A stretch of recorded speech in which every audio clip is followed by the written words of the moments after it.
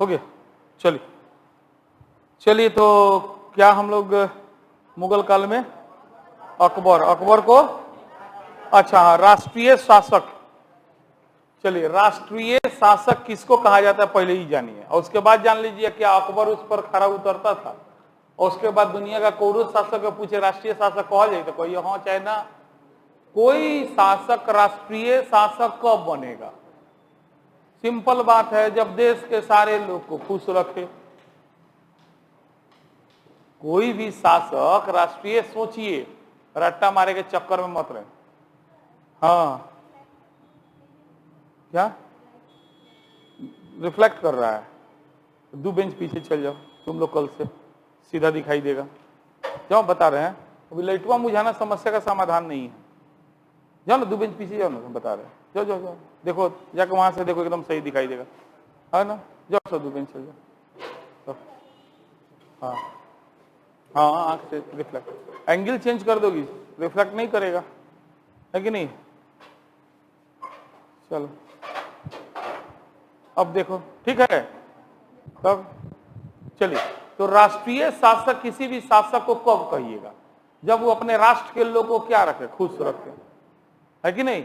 वो धर्म के आधार पे भेदभाव नहीं करे, जबरदस्ती किसी पे कोई बात नहीं थोपे कि ना तू ये धर्म के मान, यही धर्म के अनुसार आचरण कर, यही धर्म के अनुसार खान पान कर। ये भाई, जब देश बड़ा है, यहाँ विभिन्न धर्मों के लोग रहते हैं, है कि नहीं?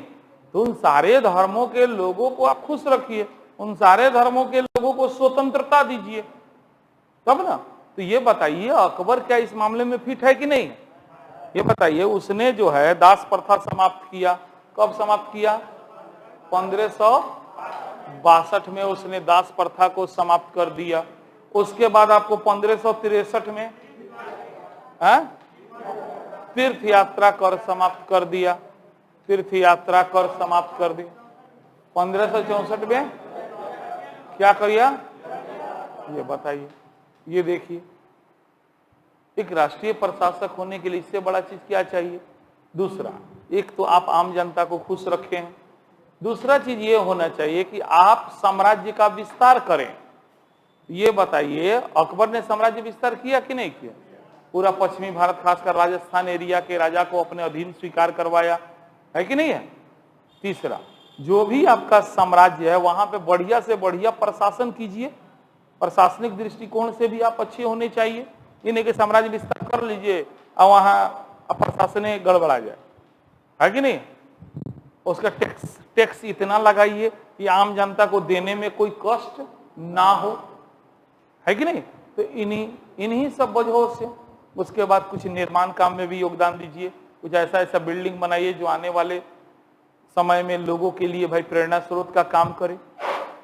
तो अकबर इन सारे मामलों में फिट बैठता है, इसीलिए अकबर को राष्ट्रीय प्रशासक कहा जाता है। सीधा बात है कि कोई भी शासक राष्ट्रीय प्रशासक तब बनता है जब वह अपने देश के लोगों को खुश रखे, है ना? उनके ऊपर कर इतना न लाद दे कि वो कर देने में असक्षम हो जाए, अपना रोजगार पेशा छोड़ दे, खेती छोड़ के भाग जाए, है कि नहीं है? इस तरीका से व्यवहार करे। दूसरा, वो अपना साम्राज्य विस्तार करे। तीसरा, विस्तृत साम्राज्य में बढ़िया से बढ़िया प्रशासन करे। चौथा, स्थापत्य कला के क्षेत्र में कुछ निर्माण कार्य करे, है? तो इस तरह के शासक को ही क्या कहा जाता है? राष्ट्रीय प्रशासक। चलिए भरिए। तो अकबर ना केवल मुगल वंश के बल्कि पूरे भारतीय इतिहास के शासकों में सर्वश्रेष्ठ माने जाते हैं। कोई भी शासक तभी राष्ट्रीय शासक माना जाता है जब वह पूरे देश में एकता और अखंडता का क्या करे? संचार करे। देश के लोगों में भाईचारा का, एकता और अखंडता का संचार करे, है कि नहीं है? यानी क्या हुआ इसका मतलब? लोगों में भाईचारा की भावना का विकास करे, है ना? दूसरा, समूचे देश का विकास करे। अभी बताए हैं, पूरे देश का क्या करे? वो विकास करे, है ना? ये नहीं कि एरिया विशेष का विकास किए, जाति धर्म के आधार पर विकास कर रहे हैं। और अपनी विभिन्न नीतियों से जनता के कष्ट को दूर करने का प्रयास है, ठीक है? अकबर, अब इन सब काम को करने वाला व्यक्ति क्या कहलाएगा? राष्ट्रीय। तो फिर अकबर कैसे था? क्या इस मापदंड में अकबर खरा उतरता है? तो देखिए, अकबर बाल्यकाल में ही, आप जानते हैं 13 साल की आयु में राजा बन गया था, तो बाल्यकाल में ही राजा बन गया, किंतु वह एक दूरदर्शी, सही सुनी माने सब धर्मों के लोगों को लेकर चलने वाला कुशल वीर विद्वान शासक था। उसने 1562 ईस्वी में क्या किया, क्या किया? हाँ तो भरिए, दास प्रथा भरिए। 1562 में दास प्रथा, 1563 में क्या किया? तीर्थ यात्रा कर लिखल बा, मत लिखिए तीर्थ यात्रा पर, तीर्थ यात्रा कर। तथा 1564 में क्या किया? जजिया कर लिखल बा, खाली जजिया भरा, जजिया कर को समाप्त करके लोगों को कष्ट दूर कर दिया, है कि नहीं है? भरिए, जजिया कर को क्या किया? समाप्त। इससे क्या हुआ? लोग कष्ट से मुक्त हो गए। साम्राज्य विस्तार के दृष्टिकोण से एगो छोड़ के बाकी सब राजपूत राजाओं को अधीनता स्वीकार कर ले रहलन, और एगो राजा के रहे राणा प्रताप, कहाँ के रहलन? मेवाड़ के। कहाँ के रहलन?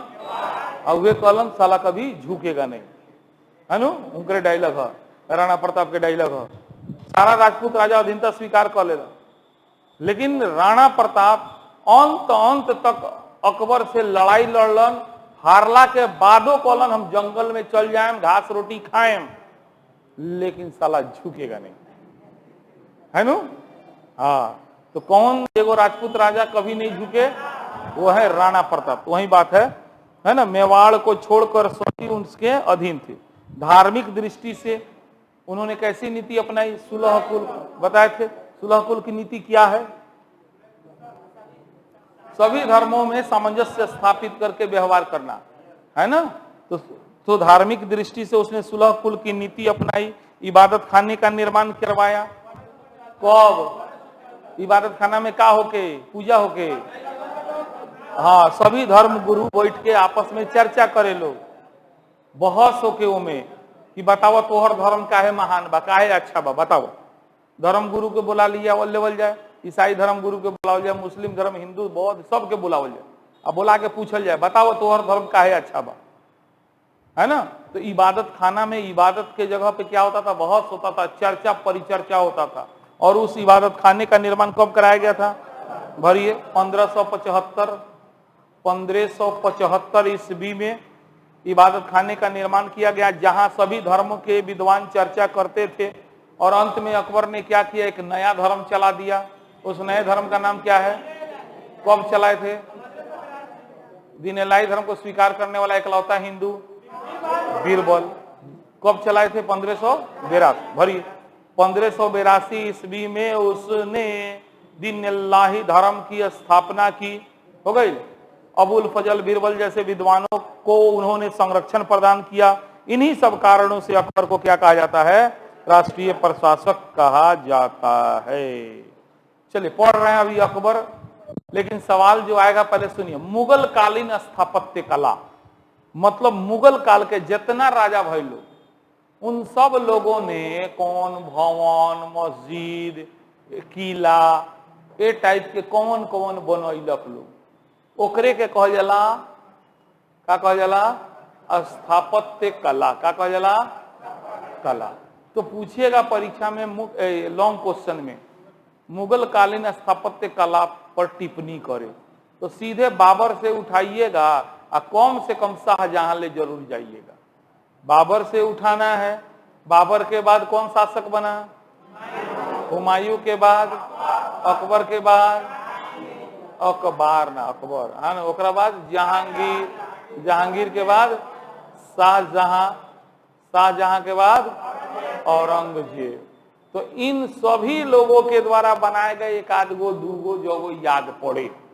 अगर दू एगो लिखिएगा तो एगो, दूगो, तीन गो, चार गो, पांच गो, 6 दुना 12 लाइन हो गए। और शाहजहां जो है सबसे ज्यादा बनवैले था, तो इनकरा ला तो 4 लाइन चाहिए। सबसे ज्यादा भवन, किला या इस तरह का निर्माण किसने करवाया था? शाहजहां ने करवाया। तो 4 लाइन अकेले ही खइया, तो एक लाइन बाकी ला जगह मिलता। सीधा बात बा, क्योंकि आप 7-8 लाइन से ज्यादा लिखिएगा तो समय बर्बाद हो जाएगा आपका। ठीक है, तो वहीं इस क्वेश्चन में यही दिखाना है कि मुगल काल में जो जो राजा हुए उन्होंने अपने समय में किस किस भवन का मस्जिद का और भी कई तरह के मकान होते हैं, उस तरह का निर्माण कौन कौन करवाए। ठीक है, चलिए शुरू करिए। मुगल कालीन स्थापत्य कला की शुरुआत जो है कदम पहिल का शासक कौन थे? बाबर से हो जाती है। उसने पानीपत के निकट, पानीपत जगह है कहाँ बा? Haryana, very good. कहाँ बा? हाँ, पानीपत के निकट एगो जगह बा काबुली बाग, कौन सी नाम बा? वहीं पर एगो मस्जिद बनवाया था बेचारा बाबर, काबुली बाग। ठीक है, तो बाबर के द्वारा बनवाया गया मस्जिद कहां पर है? काबुली बाग में। ठीक बा। हुमायूं जो है बेचारा, यो ज्यादा दिन तक शासक नहीं रहा, ना बाबर रहा ना हुमायूं रहा। हुमायूं आप जानते हैं कि वो कौन सी बनवाया था? दीन पनाह। कौन सी बनवाए थे? दीन पनाह क्या है? क्या है? पुस्तकालय। दीन पनाह क्या है? पुस्तकालय। तो ये दो याद रखिए लोगन कम से कम। तो बाबर ने जो है काबुली बाग के निकट एक मस्जिद का निर्माण करवाया, हुमायूं ने दिल्ली में दीन पनाह नामक एक पुस्तकालय का निर्माण करवाया। ओकरा बाद के आवता? ओकरा बाद के शासक बनल? अकबर। अब अकबर के बारे में देखल जाओ। अकबर के शासन काल में बहुत बनल बा। दिल्ली में हुमायूं का मकबरा, अपना बाबूजी का मकबरा बनवेला उनका अपना। आगरा में अकबरी महल, जहांगीरी महल, दूगो आगरा में दूगो हो गए, अकबरी महल और एगो अपन एगो बेटला, एगो अपन अकबरी महल एगो बेटवाला। ठीक बा। ये दिल्ली में हुमायूं के, दिल्ली में बाबूजी ला, आगरा में अपन ला अपना बेटवाला, याद रखिए लोगन। अकबरी महल और जहांगीर। फतेहपुर सिकरी में पंचमहल। ऑब्जेक्टिव में पूछ दी पंचमहल कहाँ बा, किसने बनवाया था? याद रखिए, या उसी को हवा महल कहते हैं। ठीक बा। उसके बाद फतेहपुर सिकरी का बुलंद दरवाजा, ऑब्जेक्टिव में पूछ देता हुआ, बुलंद दरवाजा का निर्माण किसने करवाया था? कहाँ करवाया था? फतेहपुर सिकरी में। ठीक बा। आई जो फतेहपुर सिकरी में बुलंद दरवाजा बनवाए थे, किस उपलक्ष्य में? तो गुजरात को जीते थे। गुजरात सुनिए और कहानी, गुजरात जब गए थे ना लड़ाई लड़ने वहां के शासक से, तो अकबर पहला बार समुद्र देख ले रहे। अकबर पहली बार समुद्र का दर्शन किस अभियान में किया था? गुजरात अभियान में। गुजरात में जब लड़े गरलन, वहां से जब अलन तो जीत गरलन, तो अलन तो फतेहपुर सिकरी में बुलंद दरवाजा बनवे। तो बुलंद दरवाजा का निर्माण किसने? कहवा, किस उपलक्ष्य में? गुजरात विजय के उपलक्ष्य निर्माण करवाया। ठीक है, अब ध्यान दीजिए। तो इस तरीका से आप देख रहे हैं कि अकबर के बारे में अगर हुमायूं का मकबरा ले, अकबरी महल, जहांगीरी महल, ओकरा बाद पंच महल, हवा महल, बुलंद दरवाजा, है ना, 7-8 गो निकला था कि ना? तो इनमें से कम 2-4 गो जरूर याद रखिए, फतेहपुर सिकरी वाला, पंचमहल या हवा महल और बुलंद दरवाजा, भी आई होला। ऑब्जेक्टिवों में काम चलाई ना वो चलाई। अच्छा, जहांगीर जे बेचारा राजा बनल, ओकरा मकान बनवैला में रुचि ना रहे, ओकरा चित्रकारी में ज्यादा रुचि रहे।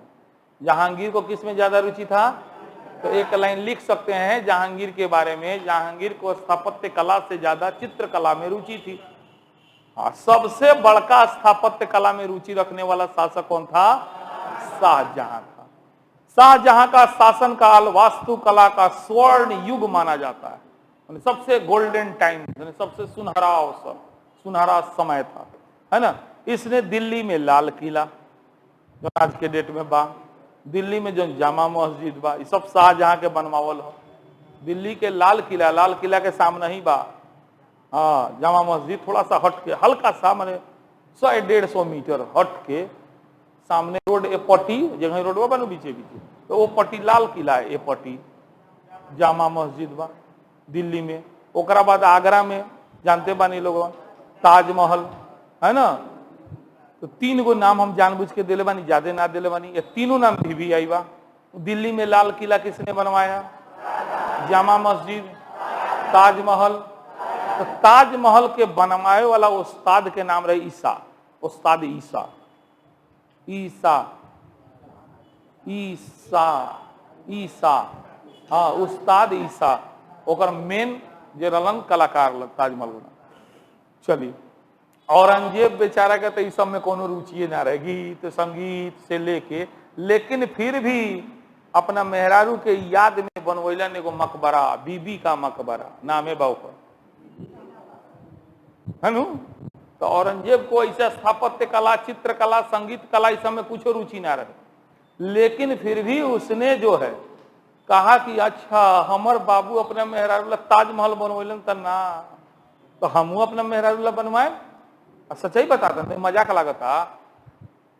क्वेश्चन है, ताजमहल का घटिया नकल किसको कहा जाता है? बीबी के मकबरा को।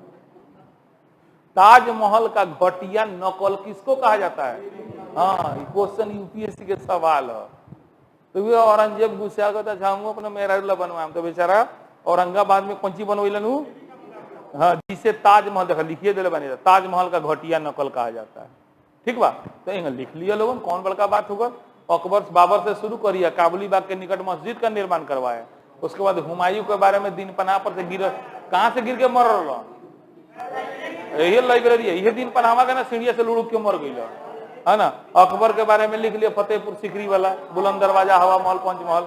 ठीक बा, जहांगीर के बारे में लिख दिया, लिखे हुए कि इनको जो है स्थापत्य कला से ज्यादा चित्रकला में रुचि था। शाहजहां के बारे में दिल्ली में लाल किला, जामा मस्जिद, आगरा में ताजमहल। औरंगजेब के बारे में लिखे कि इनको भी स्थापत्य कला में कोई रुचि नहीं थी, किंतु इन्होंने औरंगाबाद में एक बीबी का मकबरा बनवाया। टाइम मिली तो लिख दिया। इसे ताजमहल का घटिया फूहड़ नकल माना जाता है। यादे रही, हम जानता नहीं, भले ही भोर पर आ जाए बीबी का मकबरा के बनवैले रहे, लेकिन याद पड़ी तो हइयो लाइन वही याद पड़ जाए, ताजमहल का घटिया नकल, है नु। चलो, इति श्री रेवा, पूरा मुगल काल पढ़ाए, बहुत सा तथ्य छूट गया कहानी के क्रम में, तो उसको हम लोग ऑब्जेक्टिव में देख लेते हैं ताकि आपका ऑब्जेक्टिव गलती ना हो। चलिए तेजी में तेजी। बाबर जो था, माई के ओर से चंगेज खां के, बाबू के ओर से तैमूर के वंशज था। कितना खतरनाक था उसका खून। माने बाबर के माई जो रही वो चंगेज खां के खानदान के रही। चंगेज खां मंगोल आक्रमणकारी, आ हई जे रहलन उनका बाबर के बाबूजी जे रहलन तैमूर के वंशज रहलन। तो दोनों महान आक्रांता लोग के वंशज था बाबर। तो याद रखिएगा, बाबर मातृपक्ष की ओर से किसके? चंगेज खां, और पितृपक्ष की ओर से तैमूर का संबंधी था। मूल रूप से मुगल जो लोग थे ना, वो चगताई तुर्क थे। मुगल भरिए पहले, मुगल कौन थे? चगताई तुर्क, चगताई तुर्क।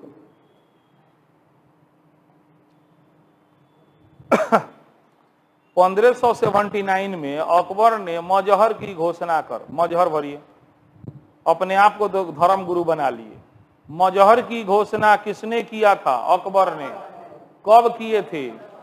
मजहर, मजहर कब किए थे? ये क्या है? तो इसके द्वारा मजहर की घोषणा कर अकबर जो है खुद अपने आप को धर्म गुरु बना लिए। शासक थे, लेकिन उन्होंने क्या कहा कि मैं धर्म गुरु।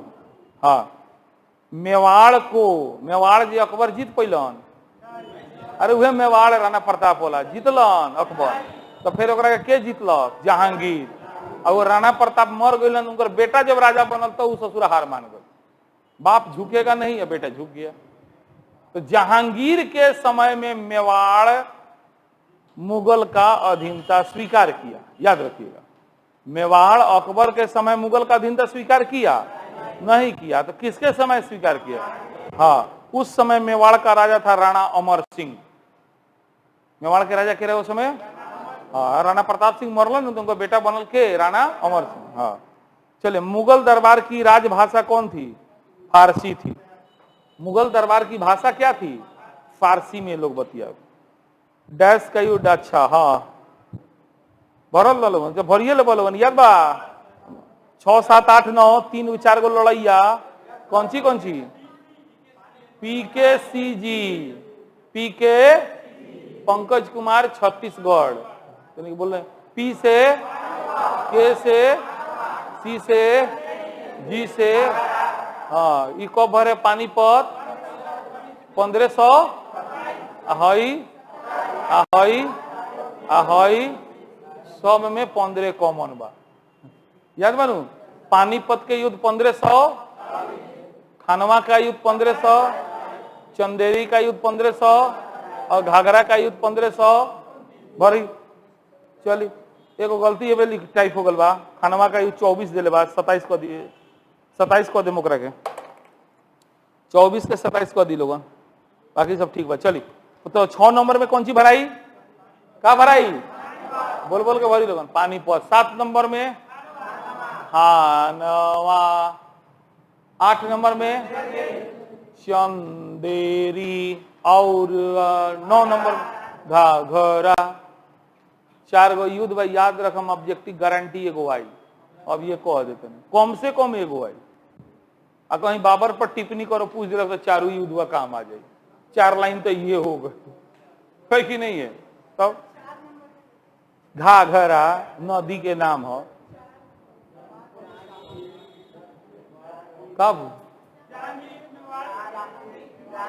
कौन चीज कहाँ पड़ा लोग, अच्छा मेवाड़ को अंत तो अभी मैंने वही जन बढ़ती कड़ेन पहुंच गल कहाँ।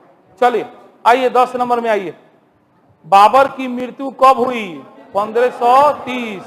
उसे कहां दफनाया गया, शुरू में आगरा के नूर अफगान में पढ़ले रही, अब बाद में काबुल में उजन जगह पसंद कर ले। ठीक बा। हल्दी घाटी का युद्ध कब हुआ था, किसके बीच हुआ था, अकबर एवं राणा प्रताप, जिसमें जीतल के डैश आजीवन अकबर की अधीनता स्वीकार नहीं किए, भरी भरी भरी भरी राणा प्रताप। राणा प्रताप जले जिंदा रहलन, अकबर के अधीनता स्वीकार ना कर, राणा प्रताप।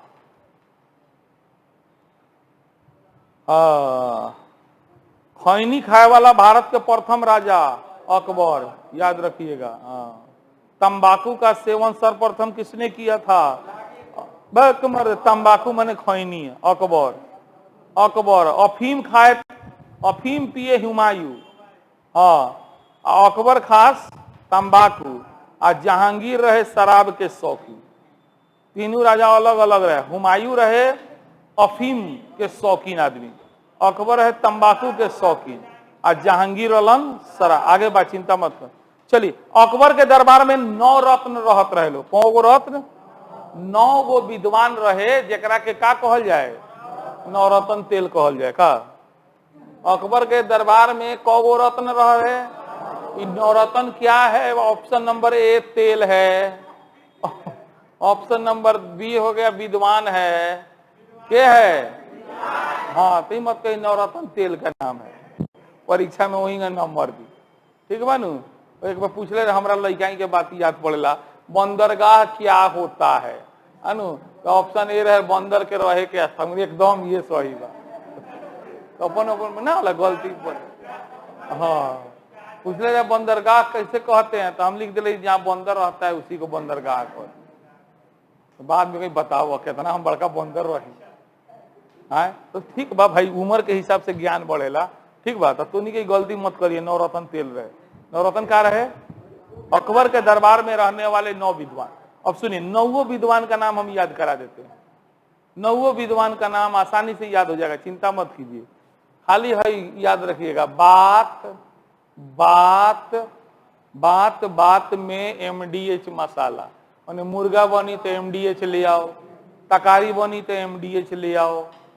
बात बात में कौन मसाला, हाँ मसाला, बात बात में कौन मसाला, तो बात अंग्रेजी में लिखेगा BAT, BAT, बात बात में MDH। अब चलिए शुरू करल जाओ। नवरत्न के नाम, बी से बीरबल, बी से, अभी रुक जा लोगन बाद में लिखिए, बीरबल, बी हो गल। ए से अबुल फजल, ए से अबुल फजल। अब टी से तानसेन, टी से के बा तानसेन। 3 गो ई हो गइलन बात वाला। फिर बात आ गल BAT, ये नहीं आयल। अब बी से कोई भगवान दास, बी से के भगवान दास। ए से कहिए लोगन अब्दुल रहीम खान खाना, अब्दुल रहीम खान खाना। आपकी बात टी से टोडरमल, टी से टोडरमल। बात बात हो गई। अब आवा MDH मसाला, तो MDH, तो M से लिखिए मान सिंह, M से के रहे मान सिंह, D से तनी ध्यान दे कोई दो प्याजा, तो मुल्ला छुपल बा, मुल्ला छुपल बा, दो प्याजा याद रखिए, दो प्याजा, इनका पूरा नाम है मुल्ला दो प्याजा। MDH से हकीम हुकाम, H से नाम उनकर हकीम हुमाम, हकीम हुमाम।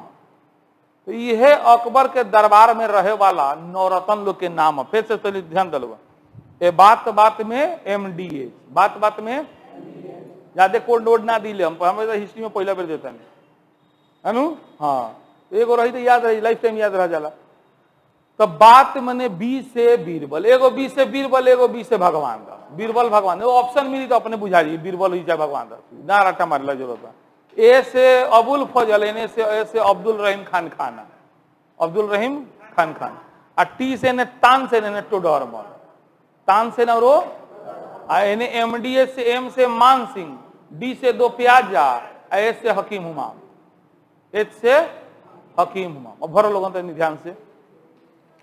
हाँ, अकबर के दरबार के नौ रतन, नीचे जगह खाली बन में लिखा बात बात में MDH मसाला, लिखो ना कॉलम से, लिखो ना 13 नंबर के नीचे जगह खाली हुई, वो बीचवा में लिखो कॉलम से, बात बात में MDH मसाला, बात बात BAT, तेजी में तनी,